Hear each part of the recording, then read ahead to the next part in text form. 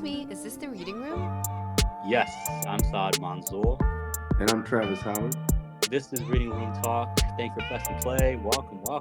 Yeah, welcome back, everybody. Thank you. The most specialists of guests here today. The better half. Exactly. Only halves, really. Yeah. Better be. My wife, Dr. Saria, Izzeldin. Dr. Izzy's here. Thank you so much for coming downstairs. No, thanks for having me. Thank you. I'm excited and waiting for this. Yeah. Excellent. And Dr. Tammi Howard. I'm happy to be here. So happy to have you, baby. I love it. So, To bring them in the way we do, the way we have. that's right. You know, we start out with the medical journey. And what was your most difficult course in medical school? It was our CPR box. It was cardiology, pulmonary, and renal, and it Oh, was- yeah. First year or second year, I don't remember. It's such a blur. But that block was the worst. It was really hard. Yeah. Was this like early? Like, this is like the first block, you said? Yeah, but they combine it all together. Oh, So it's oh, like yeah. for a long time. It was like maybe like 8 or 10 weeks long. Oh, yeah. I hated it. Oh, yeah. That sounds so painful. Honestly, you know, Yeah. like I was gonna say, cardio and like respiratory, and like like you have to like know all the systems together. So it's not Right. like you can just study one thing and just be done. Like you have to Exactly. like know all of it. So I feel you. man. Yeah. I I feel feel you Like to I my get why they did it, but I'm like, It in the makes- moment I was like, why? Yeah. Exactly. And I 6 hear months of it. Oh my God. Oh, Oh, it's rough. man. It's rough. So, you. Yeah. Dr. Izzeldin, what would you say would be your toughest class of rotation in medical school? So, you know, I know this question, so I've been thinking about it. None. None, no. And I thought about it, and you guys just brace yourselves. It's embryology, Oh. right? Yeah. Embryology. It really took me by surprise. I'm like, we're starting at the beginning. It's like Beginning of way life, at the yeah. beginning, Yeah. right? And Yeah. the details of it. I just remember it was painfully hard to study for. Yeah. You know, I It's think that's really where foreign. it's foreign. Yeah, you Mhm. really just kind of don't even. Embryology to me was like a different language. Yeah. I didn't really. It took a while to grasp the concepts of it. So. It was. Yeah, It for was. sure. I remember watching The Matrix, and then like, remember where like Neo was like in that like tube, it's like full of water, and he has that thing connected Oh, to his yeah. belly button. That's Yeah. embryology. Yeah. man. Rebirth. Yeah. Yes. Yeah. I was like, Yes, I have no idea yes. what's going on. I'm like the Matrix. I'm invincible though. Yeah, Right. that's Yeah. that took me, Yeah. knocked me off my feet. So No, it's not fun. It's not fun. So where'd you go to medical school? I went to the University of Virginia, UVA.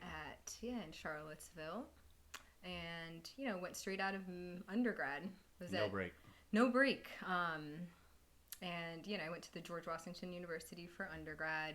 Went straight, Virginia. I'm a local Virginian. Yes. So it was great in-state tuition, and I think I chose my housing without even visiting. I'm like, it's Virginia. I'm from here, You right? knew it. I knew it. I'm like, I Yeah. knew. What do Yeah. I need to see? And I went, and it's so different from Northern Virginia. It's Charlottesville. It's not It's the same. beautiful, and I was like, oh, this is so different.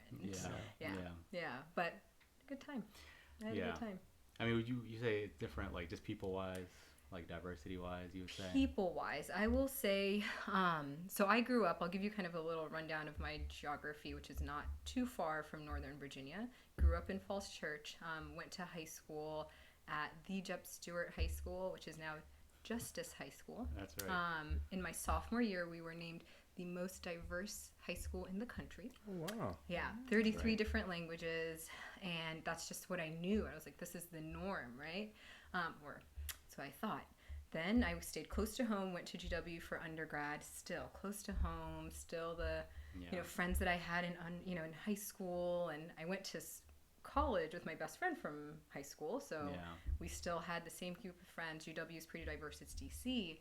And then 2 hours south, right? I met UVA, and it was just this cultural shock for me. Yeah. It wasn't anything that I had, I think UVA undergrad is very diverse, but then once you get to the professional education, Which is not unique. Which is exactly, which is unique, not yeah. unique. The diversity kind of just is watered out. Mm-hmm. And I knew friends. I had friends who went to UVA for undergrad. They had a great time. And then when I went there, it was just a cultural shock. Is what I. Yeah. I spent like probably every other weekend, if not every weekend, driving up and down 29. Like the cops know me because I would be speeding to DC or back to school. I'd be like, I have a class at 8 a.m. That's why I'm. You know me. You know me. I know you know me. I have to get to class. So, trying to kind of keep my DC roots. But it was 4 years. Yeah. Different. It was different. Yeah. It was very But different. I always think it's important that you can get away and kind of get back to home base. Oh, You know, like we have reached out to those who are on the journey and want to go into medicine. And maybe you might end up at a program where you don't vibe culturally with your surroundings, but being able to get back home like you were able to do, I mean, that helps you get through. Oh, yeah. So, It's major. Oh, yeah, it's major. Yeah. So, oh man, I remember I interviewed at UVA. Oh, did you? Yeah. Yeah. I've interviewed there for radiology and I interviewed there for fellowship, and it's different. It's It's a different. different place. Not a bad place, No. but a different place. I will say, they have been putting a lot of effort into diversity since I was there. And like, when did I graduate? I won't say. But when I graduated, it wasn't too long ago. But I don't want to think about it right now and calculate. But they have actually earned, I will say, the HEED Award, the Higher Education Excellence in Diversity, because of their efforts in it. Now, diversity different from inclusion, right? We might get into that in this episode or future episode, but Yes. they've put efforts into it. And I have colleagues who I went to med school with who are teaching there now, and they're like, it's a different crowd, a more diverse crowd they look out into when they're lecturing. Oh, it's good. So it's nice to hear, and I really hope to speak to future UVAers, Wahooers, but Yes. it's different still. I think it's they're putting efforts in, but then what do you do with that diversity, right? And how do you? Because I think my biggest thing was within there were it was slightly diverse. I can kind of maybe a handful of minorities in our class, but then why I didn't fit in was my question. Not only did I drive home to DC every weekend, I did a couple of months in Bangladesh in my second year, a couple months in Guatemala, getaway. my third year, and then I took a year off between my third and fourth years and went to New York for my MPH because a diverse place. And I didn't realize what I was searching for until afterwards. I'm looking back, and I'm like, I was searching for that. I was searching for my high school 33 languages, like that global picture. And actually that year I took off, I'm like, do I want to do medicine? Do I want to do public health? What do I want to do? Do I want to do global health? And really took a step back, and I think really solidified why I did want to get that MD and what I can do with it, Absolutely. It gives you a lot of it gives you a lot of options. Yeah, Always the gives you a lot of options are options. there, and it's been nice. I think living it, things were just happening, but looking back, I'm like that makes sense. Why I just jumped ship every year to a different country, really. Yeah, I'm so happy you were able to like come back and finish and complete, because I think it's that intangible. I think sometimes you can't put your finger on it, but I'm uncomfortable, and this isn't working for me, and I'm not really vibing in this environment. So, I think it's to be cognizant of that and push through, even though you might be challenged. That's everything. It Yeah, took it's a part lot. of the journey. Yeah. Yeah, definitely part of the journey. It took a lot for sure. So what, Dr. Howard here, what medical school did you attend? Well, I went to the Ohio State University. Yes. Oh wait. Yeah. And I did not have a traditional path either. I finished undergrad, went to Miami University in Ohio. I'm an Ohio girl at the heart, born and raised. And then I took a year off and did a post-baccalaureate program at Ohio State. Oh for a yes, year. it's The called MedPath. the MedPath. MedPath program. MedPath program. And Can I just say something about the MedPath program? yeah. I think I've told you this before, but when I applied to medical school, I did not get an interview from Ohio State for medical school, but they definitely told me to go to the MedPath program. But then I got into other schools, so I think it's not. I think for anyone who's applying to medical school, like, you know, just because you hear one thing from one school doesn't mean you hear the same thing from a different school. Like, Right. it doesn't really make sense. Like, it's not supposed to make sense because each school is looking for something different. So I think it's really important to remember that, like, you go where, like, you get the opportunity. Right. Yes. And it's super important, obviously. Like, you know, we're in medicine and you have to go where the opportunity is. So Exactly. Right. yeah, please tell us more about the MedPath program. Yeah. MedPath was great. In the moment, I was kind of like, do I really want to take a year off and delay, you know, starting medical school? And I knew I wasn't quite ready to start medical school, so I was very happy that I had the opportunity to do that. Yeah. And so there were, I want to say there was maybe like 15 minority students who were in the program. Tuition's paid for that year, and you take graduate level classes. So they're essentially preparing you for medical school. And there's a few caveats to you actually getting into Ohio State after you complete the program. But overall, I think you still do have to take like the MCAT. you had to take the MCAT. Right? You had to So get a after- certain score. You had to Yeah. have a certain GPA for that year I to see. get into medical school. So the people I was in the program with were like the best classmates anybody could ask for. Like they That's were so good. great. We all studied together. Like we Yeah. developed our intense study habits for medical school, and we kept it going through medical school, and we were just very supportive of each other. So it was great. I'm so grateful that I had that opportunity to do that. That's Yeah. awesome. That's Yeah. probably the best thing you got out of the MedPat program were the people. my friends, Yeah, your yeah. friends you That's got. really cool. Yeah. But I think the whole Yes. journey, I think like the whole journey, the best thing you're gonna get out of it is the people. Are The connections It's you gonna be make. the people. Yeah. It's always gonna be the Connections you people. make, yeah. Yeah. Of course. Yeah. That's awesome. So how many? You don't have to call them out, but like, did all of them end up going to medical school? Yes, except for one. That's pretty good. Yeah. That's really Wow. good. And she ended up going to a different medical school. She didn't Oh. stay at Oh, Ohio State. Like okay. she applied again and Oh, that's so got good. accepted to a different So school. just learning she those went to- skills and studying and like just learning the habits and seeing people who like have similar habits and Yeah. see people go through like the transformation from going to undergrad to become a medical student is important to see. So yeah, that makes Absolutely. sense. Getting Definitely. familiar with the topics and the study schedule and just the discipline that The it takes. discipline. Discipline. That's Yeah. yes. The It work. definitely The helped work. me with the discipline. That's exactly right. That's exactly right. Yeah. Yeah. No, yeah, that makes love that. total sense. So Now, you know, I wish I had a year off to think in a controlled environment. You know what I mean? I Yeah. think that's something I wish I ended up doing it like in between my third and fourth, but I think before to go in with a clearer mind where you're still studying Right. and you're still being like mentally engaged. That's cool. I like that. Yeah. And I think people do it, but to realize that you need it, that's big. You know, right Yeah, before. I didn't know I needed it until I was like actually in it. I was like, oh yeah, Yeah. this was the right decision. Yeah. And then cool. first year started, and I was like, oh, Oh, I yeah. am so grateful for Isn't my that cool? That's Yeah. awesome. That's really true. cool. Yeah. And I was gonna say for you, he says you took a year off after your second year, after third year, Yeah. and that's kind of a big deal because I think most people are like getting ready to, you know, start applying for residency and to kind of just realize that you need that time and take a step back. You have to be pretty brave Oh, to yeah. like just understand that this is what I need.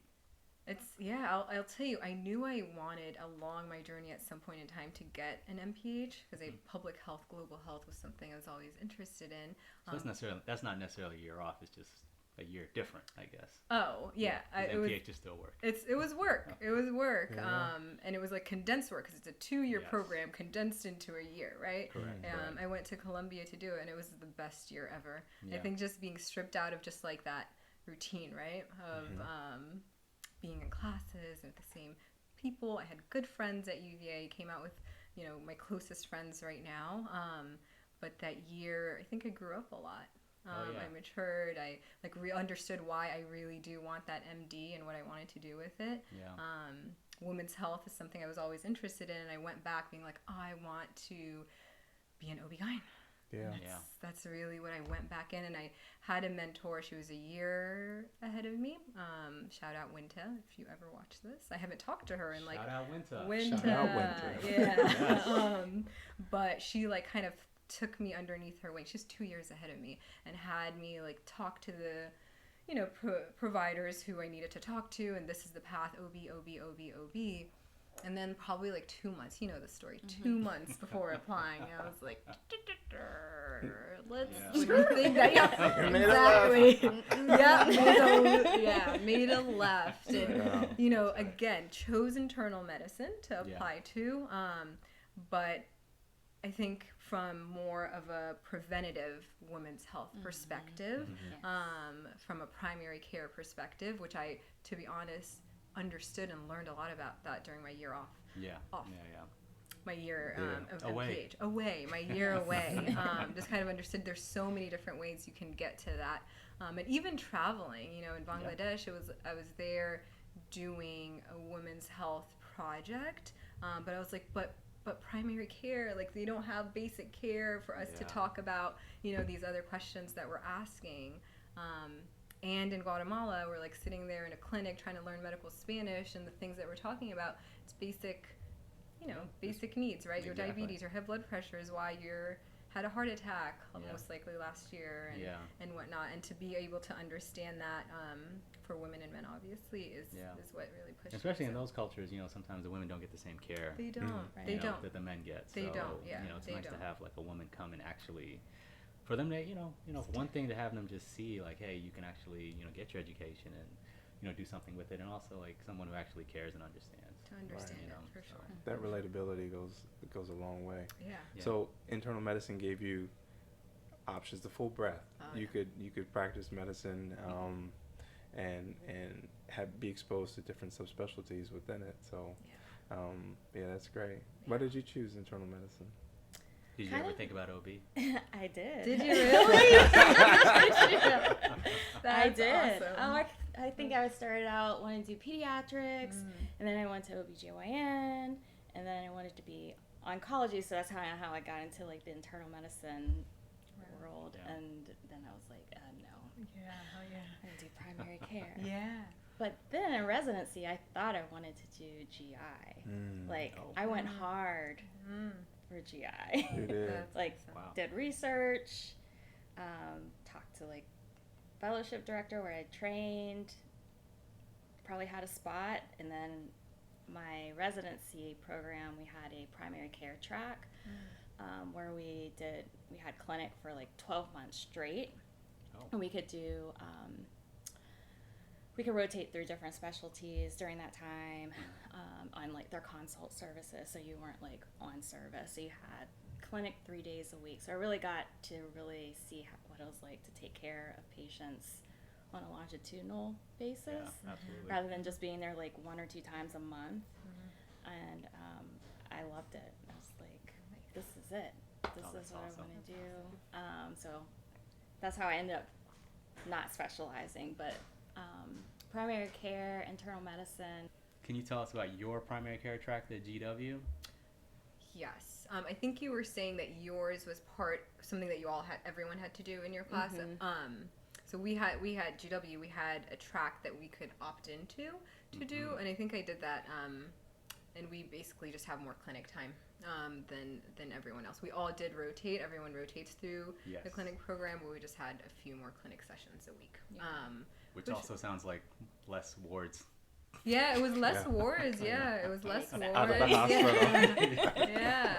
But it was difficult because it would be a half session. You did wards in the morning, and then you're running to clinic in the afternoon. It was it was back and forth, but it was cool. I think it was really nice to get, and we did a lot of teaching. I think by our third year, we were doing a lot of the primary care lectures for the other residents and whatnot. So really went in depth into it. So I see. Yeah, really fell in love with it. And I think understood just the diversity of what you could do. Yeah. And you were back in DC doing residency. I was back in DC. Yeah, at the same place for undergrad. Yeah. Very diverse. Yeah. I went home. Yeah, I was back home. Can you speak to your mentors in internal medicine and the impact that they had on you and how you found them? Because a lot of times I find when you're African American, it's difficult to find a mentor that you can connect with culturally and understands what you're going through when we talk about the weight of it all and trying to succeed. So I had a few in residency. On the interview trail, when I interviewed at Cincinnati, which was like my first choice because Travis was there for medical school, I did a rotation there and was able to connect with a few people during that. And then when I matched, I reached out to she was primary care providers in the same clinic building where we had our resident clinic. And her name was Dr. Dixon, and she was fantastic. She was just a good person to reach out to, like if I had any questions or just figuring out how things were like intern year. And then in my second year, well, not in my second year, first year too, in the resident clinic, I also met another preceptor who was a African American woman, and she just kept it real. Like, we connected immediately, and I just always reached out to her throughout the entire 3 years. She didn't do inpatient at all, so I only got to see her like in clinic. So it would be sporadic, but she always gave me like her contact information. She's like, reach out if you have any questions. And thankfully there were a few other Black female residents in my residency program that were also like good support. Tiffany Lester, to name one of them. Shout out to Tiffany. Yeah, she's great. So it was really nice to have that support. And then the nice thing about being in Cincinnati is that it was close to where I went to undergrad. So I had a lot of friends from undergrad that were in the area. So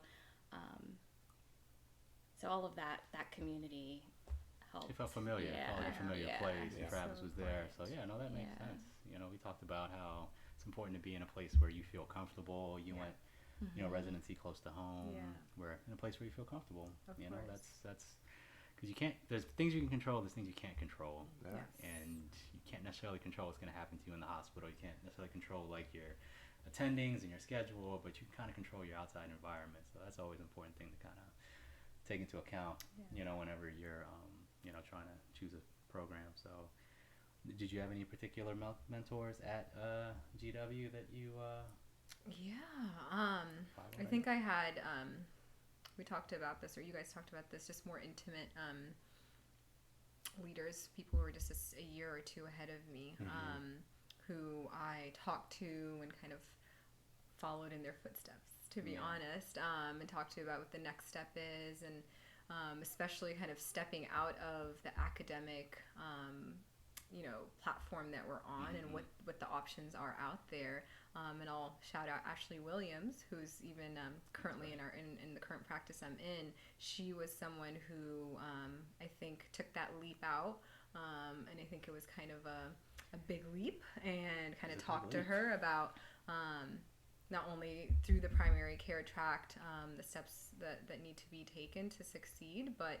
also when you need to get out into the real world. So I really appreciate her and her guidance. That's true. I mean, it's tough to get the information like when you're finishing up residency or, you know, your training, and then trying to get information on what the private practice world is like.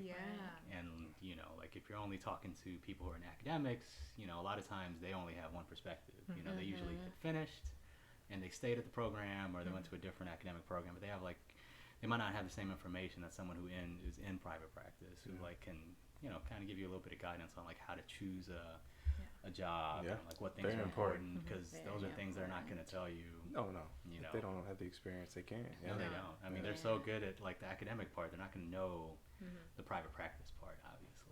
So that's another hustle. You know, you have to super figure out what's going to best. It's going to work for you. So make those connections and network, because that goes a long way. Yeah, I think when you're applying for a job, it's important to see where people train. You know, you can figure out pipelines. You can figure out like, you know, what, you know, like who knows who, which is very important as well. You know, and I think I was gonna mention at GW we had a very instrumental person, Dr. El-Bayoumi.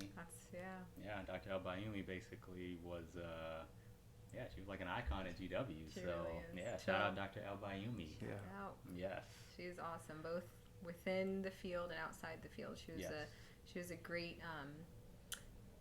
person to talk to. To kind of not even, you know, she obviously she's her experience under her belt and just knew a lot of people, had her connections and everything, but just kind of bringing it back to me right here, right now. What's my next step? Or even complications or discomfort that I had in clinic, whether it's with a patient or with an attending, or just how to deal with those situations. She was awesome. She was our program.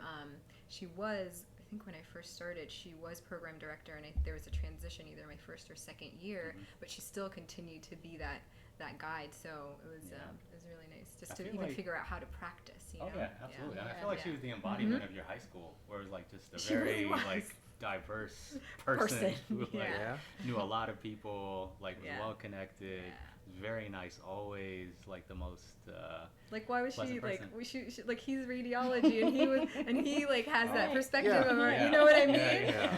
Like she was that, her presence was felt just like on every level of the hospital and like within the system itself, the GW system till now, you know. Until now. I mean, I think I was gonna just say for our culture, we're both Sudanese American, so, and she's Egyptian, and it was just nice to see someone like with the perspective of like being like a Muslim and someone who's like in the community and like knows a lot of people. It was just important for us to kind of see that as well. I think.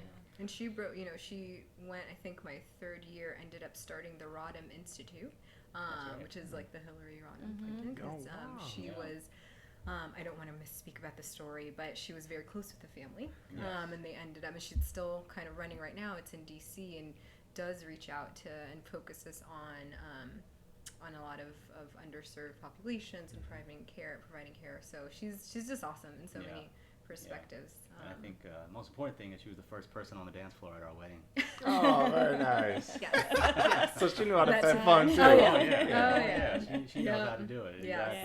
How to do that. She's awesome. No, that's cool.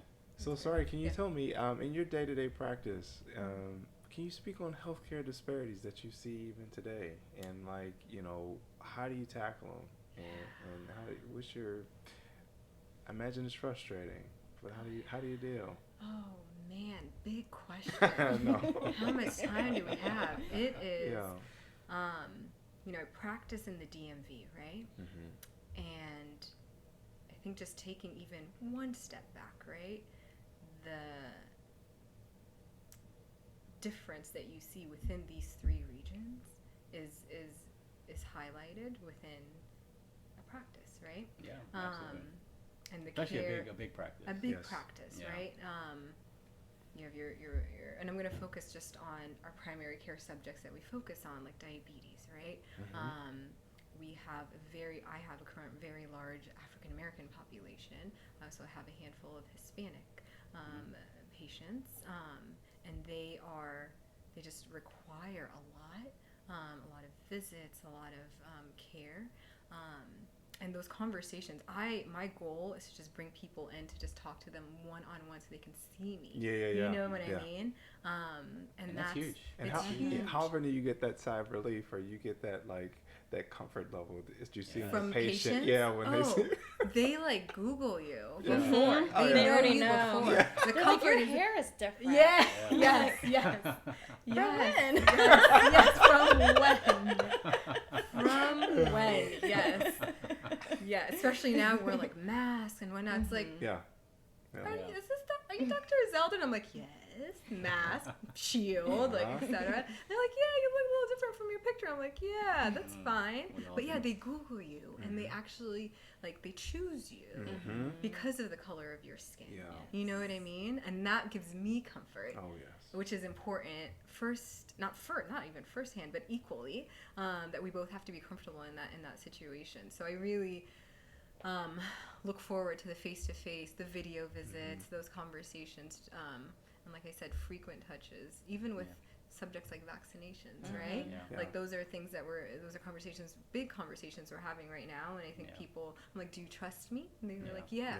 I'm like, well, this is my recommendation, and usually that's it, right? That's all it takes. So that's awesome. You're able to break down barriers instantly because there is that connection, trust. And trust. And so that speaks to the importance of diversity and inclusion.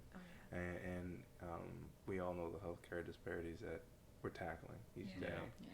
So Tammi, how about in your practice, and speak to that a little bit? Well, yes, they are definitely there. I have grown my practice over the last 4 years to have a larger African American patient base compared to some of my other colleagues in my office. And so, just seeing how people practice differently within the practice and how they treat others, that has spoken volumes to me. And so when patients come in to see me and they're like, oh my gosh, like I already knew what you look like because I Googled you. I looked at your profile. I know where you worked in the past. I'm like, how do you know all this? But they're like, I'm so happy to see you. And I'm like, I'm so happy to see you too. But just being able to like establish that trust because there's somebody that looks like you. You understand like the culture and maybe what might have been going on their last generation, 3 generations ago in their home right now, and what they're dealing with. Especially like I see a lot of professional Black women, and so they're just happy to be able to relate to someone that's also a Black professional woman. That's awesome. That makes sense. Just about, I mean, anything. I mean, the emotional and, the physical health. So, they have to do their research. I mean, they're not like getting their like car washed or oil changed. I mean, it makes sense that they're going to do all that research. I mean, they're basically trusting you guys with like the most important thing that they have, which is their health. Right. So like, I'm sure that, they get very comfortable. They're able to like talk about, more things, as far as like their families and more, getting specifics about situations that they might not be able to with like other providers. So, I think it's what you guys do is like the most important thing. I agree, man. Yeah. I mean, coming from 2 radiologists. Super women. It's a blessing. It really is. Yeah. Exactly. So, so what would you say is, well, let's just go back to like training, I guess. I was going to say, you said you were thinking about a GI fellowship at one point. Now, were you thinking about any fellowships when you were? Endocrine. And why? Why would you say that? So I want to say because of, so within internal medicine, right, I chose primary care. And I knew just the population I would want to work with, just how diabetes was such a big thing, right? Exactly. Within the area I wanted to practice, but also lifestyle was a big thing for me. Like the reason why within internal medicine, why I chose outpatient, because I knew I wanted to start a family. I knew I wanted to have kids. I knew I wanted to be there for them. I knew I would fall in love with my job. I knew I'd fall in love with my kids, and just wanted to be able to do both, to be honest. And then once I started working, I was like, wow, there is a lot right here within primary care itself. You know what I mean? Yes. And just to be able to do all of it is where I decided not to. That makes sense. I mean, you probably did the equivalent of an endocrinology fellowship at this point. Oh yeah. You know that. Oh yeah. Maybe I will say I love our endocrinology colleagues and just the ability to reach out to them and their expertise. Of course. Is their knowledge is but there's no substitute for like the art of like actually being able to like, because studying one thing and then actually like interacting with patients and trying to guide them in the correct path. That's a whole other skill that like that takes time. It takes multiple visits. It takes like a very, very strong rapport like with with your patients. So like it's, I mean, not that it's similar, but I just remember when I was when I finished my fellowship, like I went and trained. Well, I didn't train. I worked in Dallas for a few years, and then when I was in Dallas, it was just more training. It's just more training because like you're learning how to do things. You're learning how to like handle yourself in like difficult situations, and those are things that you may not get in fellowship. So sometimes just going and like working is a fellowship in itself. Oh yeah. Yeah. Absolutely. Really, Oh, yeah. it's Still training. learning to this day. Oh, absolutely, every yeah. day. If you're not, Until your practice. Yeah. Yeah. Yeah. they say if you're not learning, you're not trying. So Right. Yeah. you That's know, true. you gotta be trying. So no, that's absolutely true. So How did you guys meet?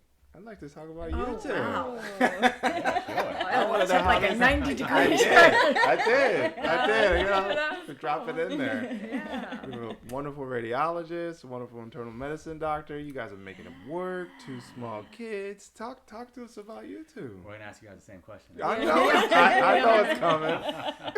Yeah. We actually met through some family friends at a wedding. Yeah. Wonderful. Yeah, we met at a Sudanese wedding actually. It was one of my weekends that I took away from UVA. It was Yes. during my second year. So she was in medical school. I was in residency. Yeah. Okay. And I came Yeah. home that weekend Mm. and went to a wedding with my family. And then a family friend introduced us because I went to GW for undergrad. Mhm. And then he was at GW for residency. Yeah. So they were like, Saria, tell us all about Foggy Bottom. And I was like, it's amazing. It's great. It's fun. Yeah. You're a resident. Right. Tell me about residencies. What's residency? And of course, I mean, I Yeah, was I just mean, like into Yeah, med you're in school. the zone. I was in the zone. I I think was we're just both like in the zone, trying to yeah. make it like a professional thing. Yeah. Absolutely. No, Yeah. that's exactly right. I mean, I think medicine is one of those things where like you know, you're gonna meet, and it's not, you know, you're not gonna be in the same place for a long time. You know, like Mhm. you're gonna have to like, you know, choose to want to be together. I think like when you're in Yeah. medicine, like you're gonna have to choose certain things as far as like compromising on location, compromising on training. That's maybe, you know, so like these Oh, are yeah. big decisions Big you have decisions. to make. I mean, we think. were never in the same state Yeah. until we got married. That's exactly right. Yeah. Oh wow. Oh, yeah. Yeah. When I was in Dallas, Mhm. is basically when we got engaged, and then Yeah. when I came to practice here, that's basically when we got married. Yeah. That's love. Yeah. That was like, yeah. And I'll say, like, even back to the mentor program, you were like a huge mentor. I know even from that first step, I think we talked a lot about, you know, you loved UW and just kind of Yeah. No, I like your GW a lot. guidance Yeah. was great that I took a lot of that into consideration. So, Well, I mean, I took your guidance as far as the location into account, because Founding Farmers is a good place to Founding- eat. Oh, it sure is. Founding Yes, it Farmers. is. Yeah, Founding Farmers. The one at Foggy Bottom is awesome. You Yeah. should go. Yeah. I've been there a couple times. Is that right? Oh, that's funny.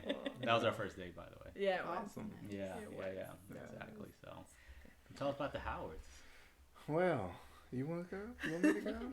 Okay, I'll Story. so, I actually met Tammi in high school. Wow. Oh, Right, I met her through a friend, and it was at a church, and I saw her, and I couldn't take my eyes off of her. That's awesome. And I said, you know, Jermaine, I need to know who that is. That is I need to know who that is. I want to talk to her. And Shout out Jermaine. yeah, Yeah. shout out to Jermaine. Yep, he officiated the wedding. Yes. Yes. Yeah. That's awesome. But you know, we've been connected and in contact ever since. You know, I went to Ohio State. She was at Miami. Mhm. I was a year ahead of her. And I moved to California. I think I told you about all that. But, you know, I always found myself calling Tammi, and I couldn't get away. Yeah. And so I remember hating my job. And she was the one that was in medical school. She was the one that I was in exposed first me to year when you medicine. came back to Yeah. Columbus. First year, Yeah. right. That's right. And I remember seeing what she was learning, anatomy, and just struggling with my job. And I thought, I want to do what she's doing. You know what she said? Tell me what you said when I I was like, no. I was like, doctors get divorced. They have a very high divorce rate. That's what she's telling me while we're dating. So funny. Right. And I'm like, Oh, that's so Really? funny. Stay away. stay Oh, away this- from it. I like you. Don't come here. right. Oh, that's hilarious. That's so funny. That's really cool. But yeah, she still supported me, man, and Yeah. she mentored me and got me on the right track. Because Yeah. I honestly don't think I would be a physician if it weren't for her. That's awesome. That's and amazing. so That's really cool. she was very instrumental in me doing what I love to do. So, Yeah. but that's how we met, and You're still doing it. we're still Yeah. trying. That's She's cool. great. She's She went to Rochester. She, when you talk about compromise, Oh, and man. maybe not being somewhere I yet. know. It's like, I told you no. Big move. Yes. But shout out to Mayo. Yes. Yeah, That's Mayo awesome. is an awesome place. You worked there. Oh my I was God. on staff there. Oh, Like, wow. Okay. it was great. It was great for my career, and I'm so grateful. In the moment, I was like, when we match, I was like, oh, this is great. Yeah. You put like, yourself it's putting so together. cool. Did you see him putting the rankings together Yeah. before you put a number 1, right? Yes, I did. Yeah. Yes, I You're did. like, Yeah. let me log back in and switch it. What's your password, man? I just want to make sure you submitted it correctly. That's so good. Right. Oh, man. perfect. But yeah, no, it was great. We had Yeah. our son there. Yes. So Yeah. it's Oh, a good that's so place. nice. Absolutely. Saw some amazing people. Amazing people. Amazing people. Yeah. So But you make Yeah. it work. you do. You have make to. it work. make You it You work. have to make it work. Yeah. That's where you really learn how to compromise and Exactly. communicate. Oh, yeah. Mhm. Oh, yeah. Because if you don't do that, you can get in trouble, I would imagine. Exactly. I mean, when you first, when we got engaged, he was in Dallas and I was in DC. I was in residency still, and then I needed to look for a job, so I started applying in Dallas. right. But I was like, but I love DC side, but I don't want to leave. Yeah. But she was willing. Yeah. Yeah, but I was willing She to. was But willing. thank God Yeah. he got a job in DC. Yeah. Yeah, it was good. Yeah. It was That's good. right. Yeah. So, obviously, amazing physicians here. Professional women of color. 4,000%. Yes. How do you wear all the hats that you have to wear? Your mothers. Not mothers of one, but mothers of two. Your wives to 2 needy husbands. Super. And your internal medicine physician. So I think by Which is sharing like mothers to 2,000 more people. facts, big facts. So I think we can inspire our listeners to know how you guys do it. How do you wear the hats that you have to wear? Oh, sure. I'll go. I will.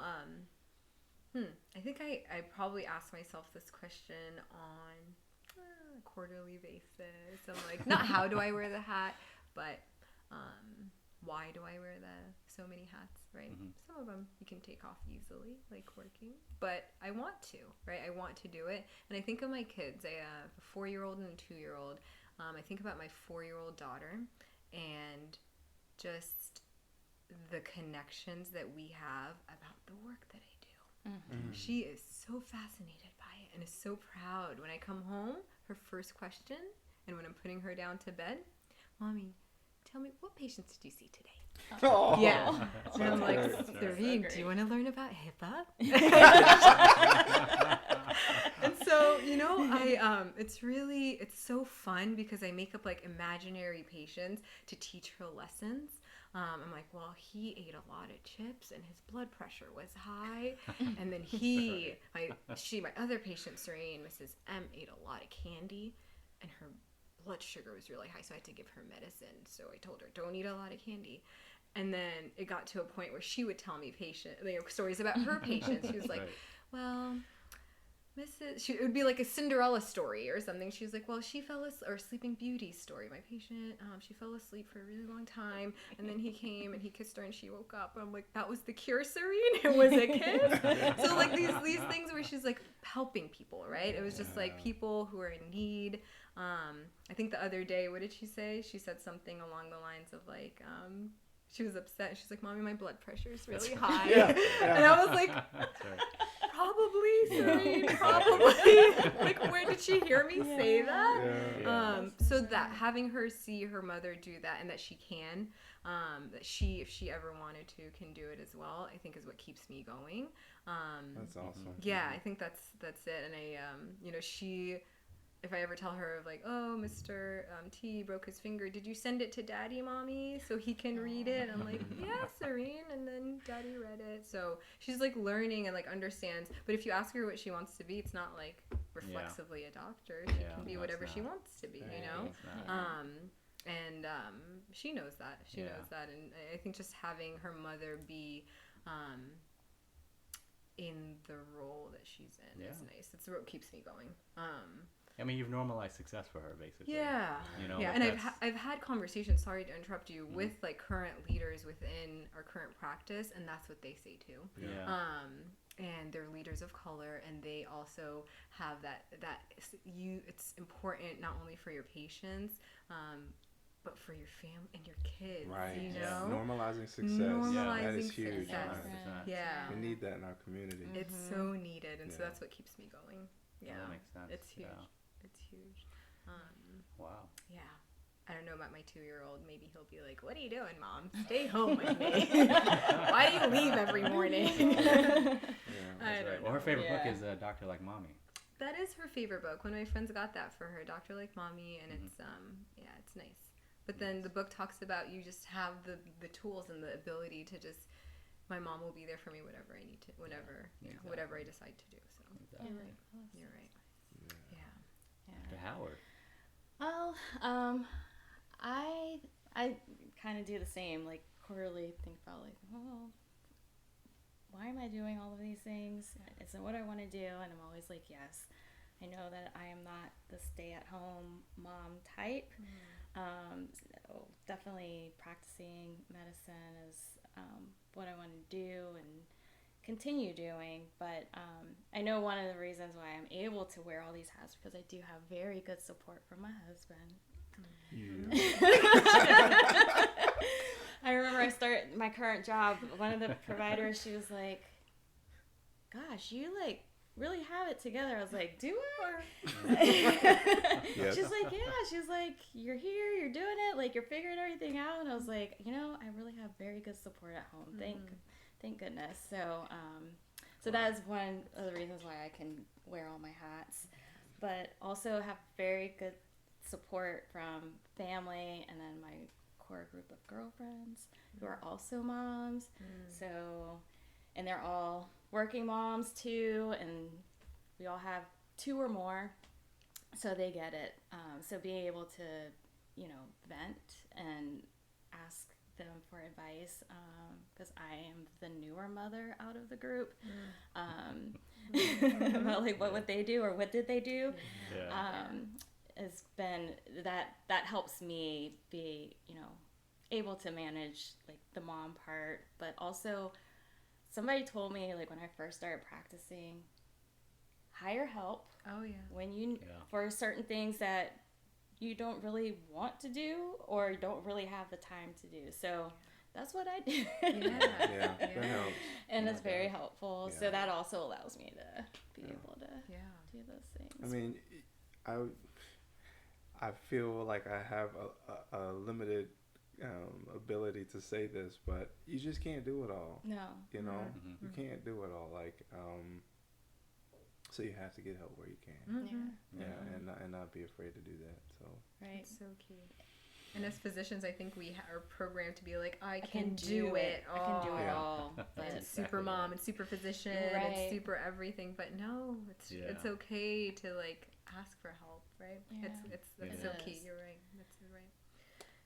So on your journey to get where you are to become attending physicians, can you give me like, what was the hardest thing that you overcame? And then, we really want to use the tools that you used to get over that hurdle and inspire others. So can you kind of touch on that a little bit? From the time you were in high school to where you are now, like what was the toughest thing you had to overcome? Well, it definitely had a few. Which is normal. Gosh, I mean, definitely like applying to medical school and the MCAT, like that was really hard. I had death in the family around the time that I started studying, so it just made it really challenging to hone in and study and do that. So that was very challenging, but thankfully I did, one of the courses and was able to get additional help that way. But then another very challenging one that I had was in medical school during my 3rd year pediatrics rotation. I had the worst preceptor, and she's just like, in pediatrics. In pediatrics, right? It's supposed to be everyone's supposed to be nice. Right. It's supposed to be like not an easy rotation, but you know, it's outpatient peds. Like everybody's happy. The kids are coming in for wellness exams. It's not supposed to be like intense. Right. She was the rudest person to me. And no shout out. No, No. I couldn't even tell you her name. Like I just blocked it out of my head. Kick rocks. Wow. And she essentially was like, "You shouldn't be here. Like, why are you here?" That's tough to hear. That's awful. Man. And so I was like, "No, I've worked hard to be here, and I just finished that rotation, and I just put that to the side, and I was like, this is not the response I've received from other attendings on my other rotations. So this is what she says does not matter. Might affect my grade. That's okay. I will recover from that. Yeah. But keep on moving, keep on pushing. Yeah, At this point, I was like, in third year, I was like, I've gotten this far. Yeah. Like, It's not I'm an gonna accident. finish. Yeah. Right. Yeah. Exactly. Big ups to you. Yeah. Big ups to you. Oh my God. Yeah. It's tough. I mean, you know, you may have had similar experience, like where you encounter a preceptor being, you know, one of the attendings is supposed to be there teaching you and encouraging you to learn the topics. Basically looks at you like you don't belong there and treats you that way. Yeah. It can be a bit demoralizing, but you always, you know, you have to pick yourself up. You have to pull strength from wherever you can and just keep going, because a no from one person, and you just got to be able to put that aside. Yeah. 100%. What would you say? That just brought me back to undergrad, and I'm gonna tell my one story that it's like It's a great the story. fire in me, really. So I was applying to med school, and I was taking all the science classes, and you know, you're getting interviews, and you have to take off from class to travel to these places to interviews. For those of you interviewing virtually. Yes. Oh yeah, right. Right. Yes. Pre-pandemic. Yeah, pre-pandemic to like travel there. And I remember I got an interview at Yale. I was super excited. I was like, cool. It's a big interview. It's a big interview. And it was towards the end of the semester. And I was taking a microbiology class, and it was on the day of my microbiology final. And in undergrad at GW, and probably most universities, you finish taking classes and then you have your week or two of finals, right? I don't know if it's the same everywhere else, but it was during that first week of finals, and it was on the day of my microbiology exam. And so, I'm so sorry, it was the last day of my microbiology class. And that was the day the professor scheduled our final exam. He didn't schedule it during finals weeks. It was on the last day of our class. And that was the day of my interview. He was trying to chill. He was trying to chill, Yeah. right? I didn't think it would be a big deal. I sent him an email, and I said, Mr. XYZ, I will not be able to attend the final exam. I need to reschedule it because I received an interview from Yale University School of Medicine, right? Never got a response. Couple of days later, I'm in my organic chemistry class, and I got a call on my cell phone, and I saw the area code, and it was New Haven. And I was like, oh, what's going on? And I ran out of the class, and I picked up the phone, and it was the dean of students of the medical school. And he was like, is this Saria Izzeldin? I was like, yes. And he was like, okay, you know, it's nice to speak with you. I just want to let you know that we received a call earlier today from someone who stated they were your professor, and they were calling to confirm if you had an interview on the date of my interview. Because she lying. No, Right. no. So he's like, I wanted to let you know that we did not give him the information. We have a lot of the children of high-profile people who attend Yale. Yeah. We take this very seriously, their privacy and their security. So we did not give him the information, but we are calling to let you know that this is what happened. Thank you so much. Ended the phone call. And I was livid. I did not go back into class. I went straight to the dean of like the science department, and she wasn't there. I waited for her, and I just sat in her office, and I was like, "Do you understand how this makes me look?" You know what I mean? Mhm. And she was like mind blown, didn't believe it. It was just like, he's completely in the wrong. He's going to reschedule your final exam. You're going to come in and take it. You're going to go into your interview. You're going to kill your interview. Do it. And I was just like, do I bring this up during my interview? Do I not? I went into that. I remember I went in, obviously like a week or two later was my interview, and I flew out. Actually, my dad and I took the train. And I went in and I was so confused of like, what is your view of me? Do I like, and I sat across from, it was a one-on-one, with one of the medical, faculty. And I was like, do I bring this up? I didn't, but I was like, they know, they know. And I don't know what their view was. Right. Anyway, did the interview, and then I still had to take the final, right? He rescheduled it. It was rescheduled during finals week. And so I went in, and I promise you, he stood probably as far away as Travis is and watched me take the final. The professor was upset at me. Why? Still. Why? I have no idea till this day, and I didn't look up for however long it took me to take the exam. I got up, gave it to him, and walked out. Don't think he still has a job there. But it was probably like, it hurt me. I was like, and I probably didn't even understand how much it hurt me until I like went through my training and obviously the experiences I talked to you guys about through UVA, and was so blessed that I got an acceptance at the University of Virginia. I'm just gonna put it out there. Public Ivy League.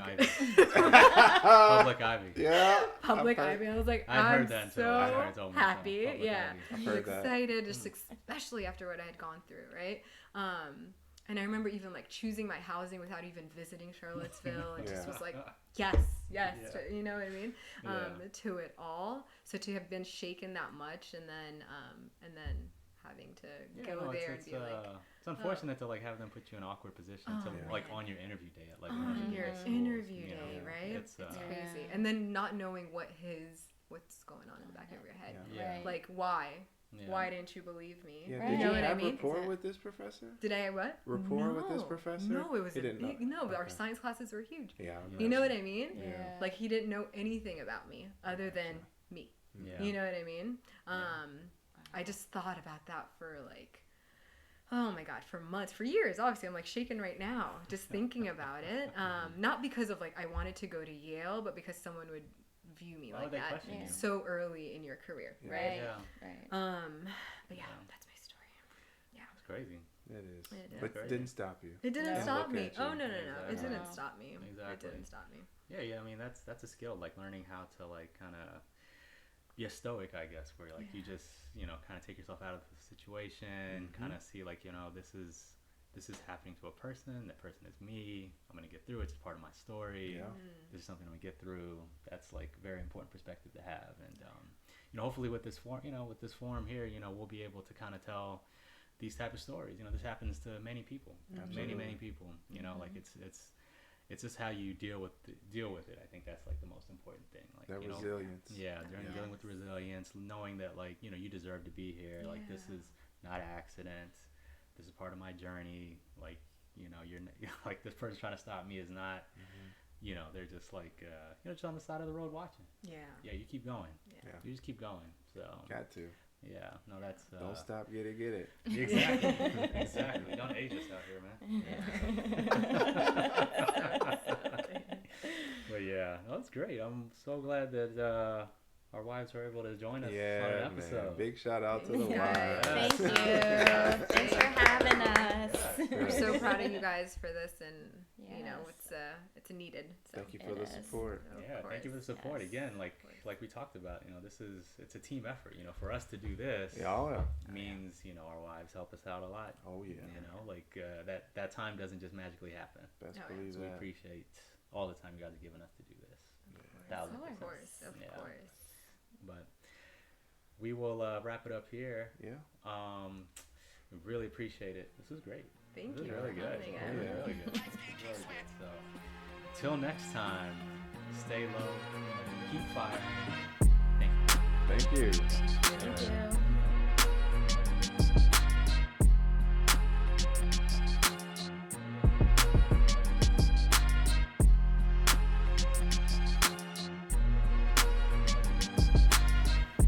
Please subscribe, rate, and review on iTunes or wherever you get your pods.